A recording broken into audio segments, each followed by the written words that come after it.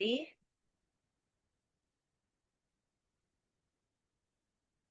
आज की अव्यक्त मुरली की डेट है 18 सितंबर 1969। मुरली का हेडिंग है त्रिनेत्री, त्रिकालदर्शी और त्रिलोकीनाथ बनने की युक्तियां। त्रिनेत्री, त्रिकालदर्शी और त्रिलोकीनाथ बनने की युक्तियां। मुरली की शुरुआत ही प्रश्न से होती है। बाबा कहते हैं, किसको देखते हो? आकार को देखते हो या अव्यक्त को देखते हो? अगर अपनी व औरों की आकृति को ना देख अव्यक्त को देखेंगे तो आकर्षण मूर्त बनेंगे। बाबा कहते अपनी माना खुद के भी देह को ना देख व औरों की भी आकृति को ना देख अव्यक्त होके देखेंगे, अव्यक्त को देखेंगे तो आकर्षण मूर्त बनेंगे। ऐसे है ना, जैसा देखते हैं वैसा, जैसा सोचते हैं वैसा बनते हैं। तो अगर आकृति को देखते तो आकर्षण मूर्त नहीं बनेंगे। माना शरीर को देखते हैं, स्थूल शरीर को देखते हैं, देह को देखते हैं तो बाबा कहते हैं कि आकर्षण मूर्त नहीं बनते हो। आकर्षण मूर्त बनना है तो आकृति को मत देखो। माना देह को नहीं देखो, शरीर को नहीं देखो।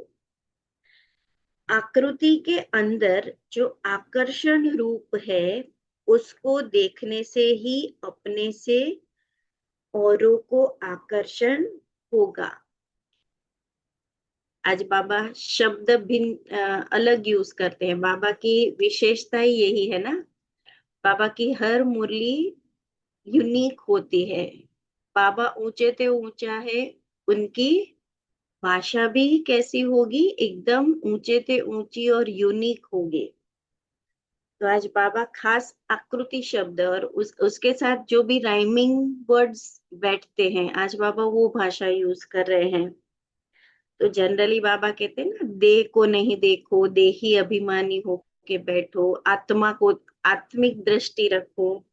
तो उस उसी को ही बाबा अलग दृष्टिकोण से हमें समझा रहे हैं कि आकृति के अंदर जो आकर्षण रूप है उसको देखने से ही अपने से औरों को आकर्षण होगा, है ना।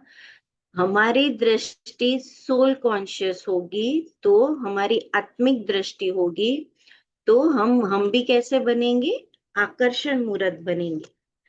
तो अब यही अव्यक्त सर्विस रही हुई है, यही अव्यक्त सर्विस रही हुई है।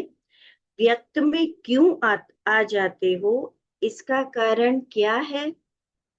अव्यक्त बनना अच्छा भी लगता है, फिर भी व्यक्त में क्यों आते हो? जब हम अव्यक्त स्थिति में होकर सूक्ष्म वतन में बाबा से मिलन मनाते हैं, या तो डायमंड हॉल में भी जब बाबा मिलन में जाते हैं तो अव्यक्त स्थिति में स्थित होकर मिलन मनाते हैं, तो अनुभव तो करते हैं, तो पता तो होता है कि अच्छा लगता है। फिर भी बाबा कहते व्यक्त में क्यों आते हो? व्यक्त में आने से ही व्यर्थ संकल्प आते हैं और व्यर्थ कर्म होते हैं। तो व्यक्त से अव्यक्त बनने में मुश्किल क्यों लगती है? व्यक्त में जल्दी आ जाते हैं, अव्यक्त में मुश्किल से टिकते हैं।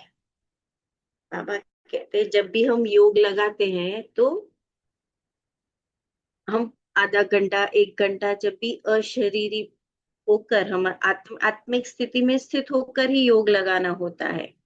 जब हम वापस इस शरीर में आते हैं तो बाबा कहते हैं कि व्यक्त से अव्यक्त होने में टाइम क्यों लगता है?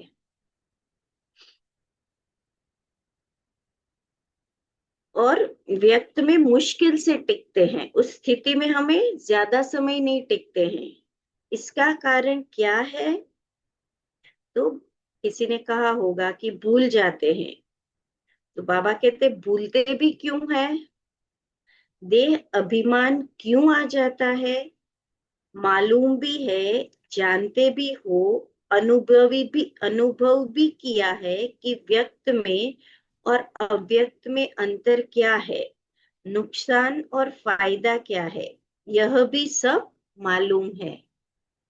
हमारा बाबा की साकार मुरली देखो चाहे अव्यक्त मुरली, तो बाबा हमेशा यही डिफरेंस बताते हैं और पता भी है कि दोनों में डिफरेंस क्या है, दोनों का अनुभव क्या है, दोनों का नुकसान और फायदा क्या है। तो बाबा कहते हैं यह भी सब मालूम है। जब तुम याद में बैठते हो तो देह अभिमान से देही अभिमानी में कैसे स्थित होते हो, क्या करते हो? बात तो बड़ी सहज है। हम जब याद में बैठते हैं तो आत्मा का चिंतन करते हैं ना, आत्मा कैसी है, कहाँ से आई है, उसका स्वरूप कैसा है, आत्मा का ही कुछ क्षण के लिए हम चिंतन करते हैं। तो बाबा कहते हैं जब याद में बैठते हो तो देह अभिमान से देही अभिमानी में कैसे स्थित होते हो, क्या करते हो? बात तो बड़ी सहज है। जो आप सबने बताया वो भी पुरुषार्थ का ही है ना, पुरुषार्थ का ही एक पार्ट है। लेकिन जानते और मानते हुए भी देह अभिमान में आने का कारण यही है कि देह का आकर्षण रहता है। माना जब हम किसी भी व्यक्ति को देखते हैं तो हम उसके देह पे ज्यादा फोकस, देह पे माना जरूरी नहीं है कि विकारी दृष्टि से ही देखें। हम किसी को जज करते हैं जब हम उसके गुणों को अवगुणों को देखते हैं, ये ऐसा है वैसा है। जब हम जज करते हैं माना हमने उसके देह को देखा है। तो सूक्ष्म रूप से कहीं ना कहीं ये हमारी डीप कोर संस्कार है, जो हम उनके आत्मा को जल्दी से नहीं देखेंगे। आज की दृष्टि में भी हम जब किसी, बाबा कई बार कहते हैं आत्मिक दृष्टि रखो, तो आत्मिक दृष्टि रखना माना सिर्फ ये नहीं कि हम उसको आत्मा देखे, भ्रुकुटी में ये भी आत्मा है, पर वो जो है जैसा है उसको स्वीकार करके उसके ऊपर जजमेंटल ना बने, अपनी अपनी राय ना दे उस व्यक्ति के, उस व्यक्तित्व के, व्यक्ति के बारे में। तो बाबा कहते हैं कि देह अभिमान में आने का कारण है कि देह का आकर्षण रहता है। इस आकर्षण से दूर हटने के लिए कोशिश करनी है। जैसे कोई खींचने वाली चीज होती है तो उसके खिंचाव से दूर रहने के लिए क्या किया जाता है? चुंबक होता है तो ना चाहते हुए भी उस तरफ खींच आते हैं। अगर आपको उस आकर्षण से किसी को दूर करना है तो क्या करेंगे? बाबा स्कूल में प्रैक्टिकल में पूछ रहे हैं कि अगर चुंबक है वो खींचता है तो हम नहीं चाहते हैं कि वो आकर्षण हो, तो उसको दूर करने के लिए हम क्या करते हैं? कोई चीज ना चाहते हुए भी खींचती है तो उसको दूर करने के लिए या तो उससे दूर ले जाएंगे या तो बीच में ऐसी चीज रखेंगे जो वो आकर्षण ना कर सके। इसको हम कहते हैं इंसुलेटर, साइंटिफिक लैंग्वेज में इंसुलेटर कहते हैं। या तो बीच में ऐसी चीज रखते हैं कि जो आकर्षण नहीं होती है, माना मैग्नेटिक फील्ड को इंसुलेट कर देती है, काट देती है। यह दो तरह से होता है ना, या तो हम उस चुंबक को ही दूर रख देते, प्लेस कर देते हैं। अगर वो पॉसिबल नहीं है तो हम बीच में कोई ऐसी चीज डाल देते हैं जिससे आकर्षण ना हो। तो बाबा कहते कि ये दो तरीके हैं। या तो दूर कर देना या दोनों के बीच में ऐसी चीज डाल दे जो वो दूर हो जाते। इसी प्रकार इसी प्रकार यह देह अभिमान या यह व्यक्त भाव जो है, यह भी चुंबक के माफिक है। ना चाहते हुए भी फिर उसमें आ जाते हैं। बीच में क्या रखेंगे? तो हमारा इंसुलेटर क्या होगा? स्वयं को जानने के लिए क्या आवश्यक है जिससे स्वयं को और सर्वशक्तिमान बाप को पूर्ण रीति जान सकते हो? बाबा कहते हैं एक ही शब्द है, स्वयं को और सर्वशक्तिमान बाप को पूर्ण रीति जानने के लिए संयम चाहिए, कंट्रोल चाहिए, मर्यादा चाहिए। यहाँ बाबा ने संयम शब्द यूज किया है, जिसको हम दूसरे शब्द में कंट्रोल, हमारे मन को कंट्रोल करना है। जैसे सीता को माया का आकर्षण हुआ, हिरण का आकर्षण हुआ, पता था कि ये हिरण मायावी है, तो राम ने भी कहा, तो बोले नहीं मुझे वो सोने का हिरण चाहिए। राम भी लेने के लिए गए। फिर रावण को उसकी लक्ष्मण को उसकी सुरक्षा के लिए रखा गया। तो जैसे ही हिरण ने आवाज निकाली, लक्ष्मण लक्ष्मण, तो लक्ष्मण ने भी कहा कि ये राम की आवाज नहीं है, ये आवाज माया की है। फिर भी सीता नहीं मानी। और फिर भी जब तक लकीर के अंदर थी, तो रावण जब वेश बदल के आया, रावण ने जब भिक्षा मांगी, तो वो अंदर नहीं आ पाता था वो भिक्षा लेने के लिए, जब तक वो लकीर क्रॉस नहीं करती थी, तब तक उसके लिए नहीं था कि वो भिक्षा स्वीकार करे। तो रावण ने क्या शर्त रखी कि लकीर के बाहर मुझे भिक्षा दो। और इसके लिए संयम चाहिए, कंट्रोल चाहिए, अपने मन पर कंट्रोल चाहिए, अपनी मर्यादाओं पर कंट्रोल चाहिए। जब संयम को भूलते हो, तब स्वयं को भी भूलते हो और सर्वशक्तिमान को भी भूलते हो। अलबेलेपन का संस्कार भी क्यों आता है? कोई ना कोई संयम को भूलते हो। अलबेलापन भी क्यों आ जाता है? श्रीमत के प्रति, हमारी मर्यादाओं के प्रति, हमारी धारणाओं के प्रति। उसका कारण भी बाबा कहते हैं कि संयम है। तो संयम जो है वो स्वयं को और सर्वशक्तिवान बाप को समीप लाता है। अगर हमने अमृत वेला ठीक से किया, अगर हमने ठीक से मुरली का अध्ययन किया, पूरे दिन में उसका चिंतन किया, भोग लगाया, बाबा को ट्रैफिक कंट्रोल किया, इसमें से अगर 75 to 80% भी चीजें हमने विधि पूर्वक की, तो क्या है? ये हमारा संयम है। तो ये संयम जो है वो क्या है? स्वयं को और सर्वशक्तिवान बाप को समीप लाता है। अगर संयम में कमी है, तो स्वयं और सर्वशक्तिवान से मिलन में कमी है। तो संयम माना हमारी धारणाएं, हमारी मर्यादाएं। अगर संयम, तो बीच की जो बात है वो है संयम, माना इंसुलेटर का जो काम करता है वो है संयम। अगर संयम है तो बाबा से वो हमें जोड़ता है, अगर संयम नहीं है तो वो हमें बाबा से दूर ले जाता है, स्वयं से और सर्वशक्तिवान से हमको दूर ले जाता है। तो जैसे सीता का प्रोटेक्शन हो रहा था, जब तक संयम में थी, तब तक रावण उसके सामने होते हुए भी उसका कुछ बिगाड़ नहीं पा रहा था। तो हमारे लिए भी, हम जब संयम में हैं, हम जब मर्यादाओं के, बाबा की छत्र छाया के प्रोटेक्शन में है, तब तक वो हमारा कुछ नहीं बिगाड़ सकता। अगर संयम में कमी है तो मिलन में भी कमी है।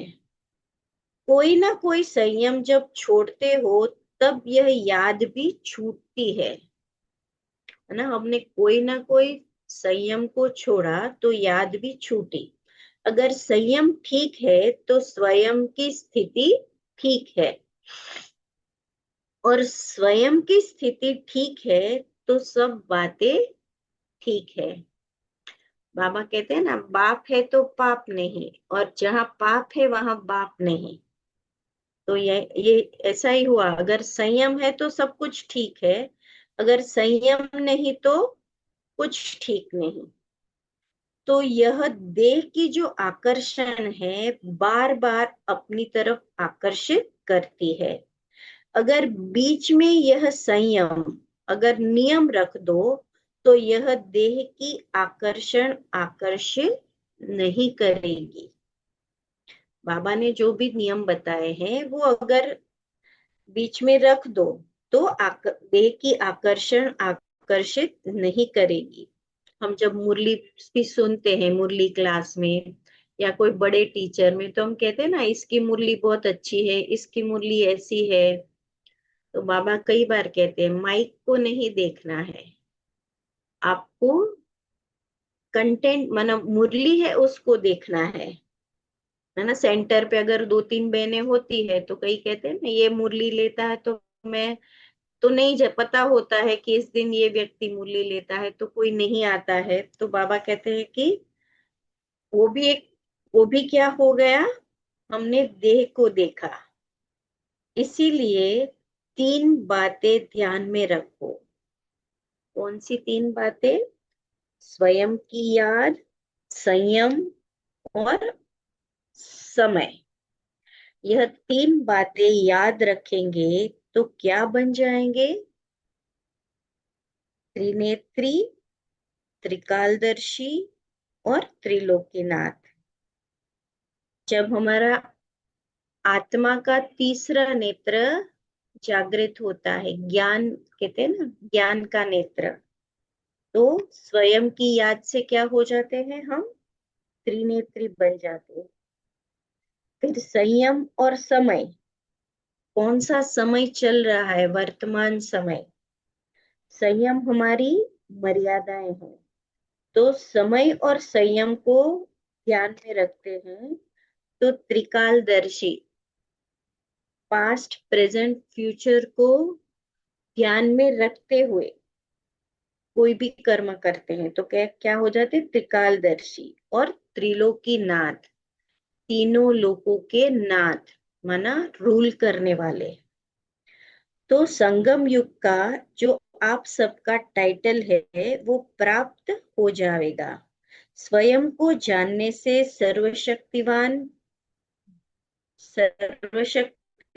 बीच में आ ही जाता है। माना आत्मा, आत्मा को समझा तो हम ऑटोमेटिकली हमारा वचन है परमात्मा का। तो आत्मा को जाना माना परमात्मा को भी, बाबा कहते हैं सर्वशक्तिवान भी बीच में आ ही जाता है।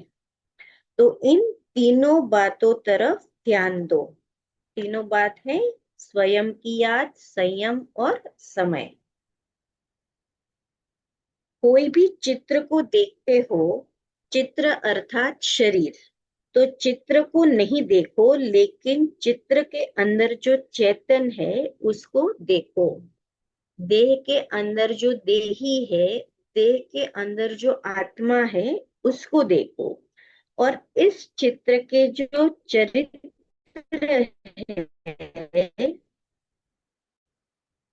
और उस चित्र के जो चरित्र है, तो चरित्र तरफ ध्यान जाने से चित्र अर्थात देह के भान से दूर हो जाएंगे। ऑटोमेटिकली क्या हो जाएगा? हम उस देह के भान से दूर हो जाएंगे। एक एक में कोई ना कोई चरित्र जरूर है। हर एक आत्मा में कोई ना कोई विशेषता अवश्य है। तो कल हमने योग किया ना, सेंटर पे जब मम्मा मम्मा के निमित्त, तो हमारे टीचर ने यही योग कराया कि दो दो लोगों को सामने खड़े करके कि एक दूसरे की विशेषता को मन में लाओ। तो नहीं जानते हो तो य- आत्मिक दृष्टि से देखो तो ऑटोमेटिकली उसकी विशेषता आपको टच होगी। तो ऐसे बाबा कहते हैं कि जब चित्र के अंदर चेतन है उसको देखेंगे और उसकी चरित्र विशेषता को देखेंगे, तो ऑटोमेटिकली क्या हो जाएगा, देभान दूर हो जाएगा। और कोई ना एक एक में कोई ना कोई चरित्र जरूर है। सूरज भाई जी कहते थे उनको, वो जब, तब तो इतना मीडिया नहीं था, तो जब नए नए वो समर्पित हुए, मधुबन में आए, तो उनको दादियाँ दीदियाँ यही एक्टिविटी कराते थे। रोज रात को सभी सर्कल में बैठते थे और हर एक को एक एक की विशेषता का वर्णन करना होता था। तो बाबा कहते हैं कि एक ना एक में कोई ना कोई चरित्र जरूर है, क्योंकि ब्राह्मण कुलभूषण ही चरित्रवान है। सिर्फ एक बाप का ही चरित्र नहीं है, लेकिन बाप के साथ जो भी मददगार है, उनकी भी हर एक चलन चरित्र है। अगर हम अभी भी यहाँ जो भी 9 आत्माएं जुड़ी है, उसमें से भी अगर हम देखेंगे तो हर एक के अंदर विशेषता अगर नहीं जानते हैं तो भी हम लिख पाएंगे जनरल बेस पर कि एक तो रेगुलरिटी है, एक्यूरेसी है, बाप के प्रति स्नेह है, अव्यक्त होने का एक अंदर पूर्णा है। तो ऐसी कितनी सारी बातें हैं जो सिर्फ साथ में जुड़ने से ही हम उसकी विशेषता को निकाल सकते हैं। तो चरित्र को देखो और चेतन व विचित्र को देखो। तो यह कहें विचित्र और चरित्र, सिर्फ चित्र को नहीं देखना है। अगर यह दो बातें देखो तो देह की आकर्षण जो ना चाहते हुए भी खींच लेती है, वह दूर हो जाएगी। वर्तमान समय यही पुरुषार्थ होना चाहिए। दूसरे शब्दों में कहेंगे गुणग्राही। हमें क्या बनना है, गुणग्राही। मम्मा हमारी कैसी थी, गुणग्राही थी। वो किसी के भी अवगुणों का चिंतन वो समा लेती थी, चित्त पे नहीं लाती थी, चिंतन नहीं करती थी, उसको शिक्षा देके समाप्त कर देती थी, समा लेती थी। तो बाबा कहते हैं कि पुरुषा वर्तमान समय यही मुख्य पुरुषार्थ होना चाहिए।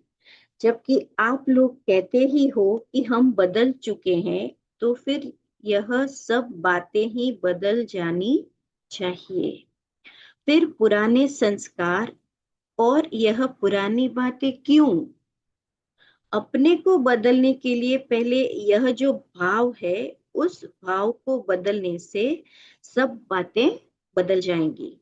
आसक्ति में आ जाते हैं ना, तो आसक्ति के बजाय अगर अपने को शक्ति समझो तो आसक्ति समाप्त हो जाएगी।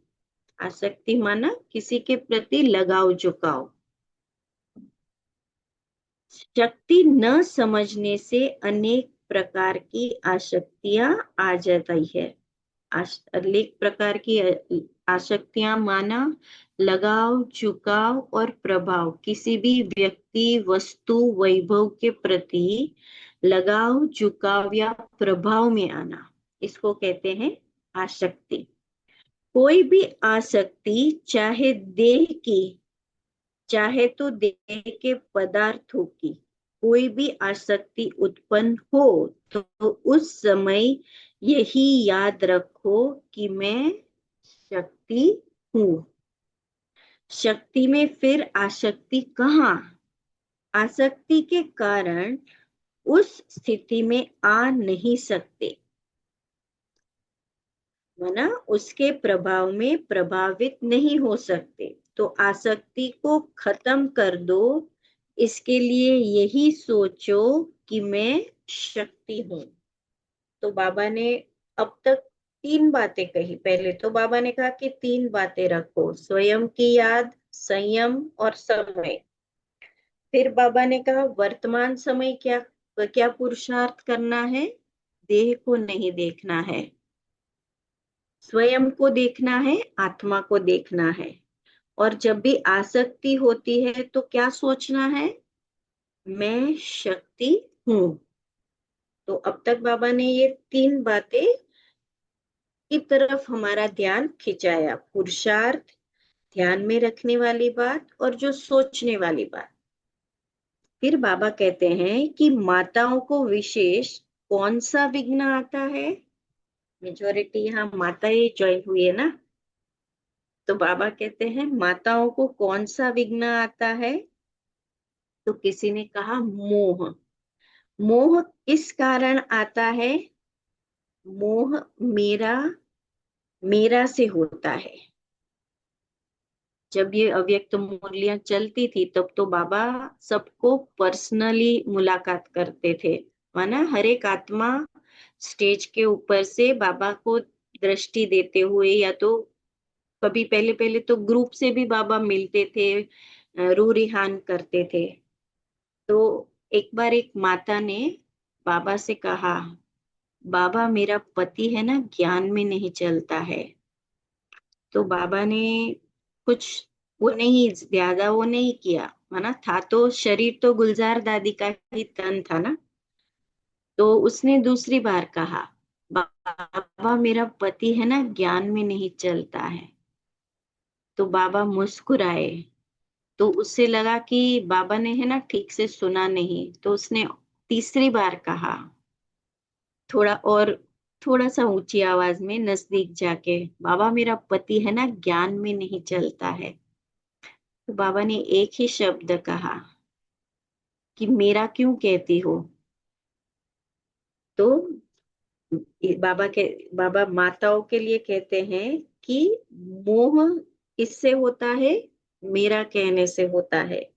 लेकिन आप सबका वायदा क्या है, शुरू शुरू में आप सब जब आए तो आपका वायदा क्या था, मैं तेरी तो सब कुछ तेरा।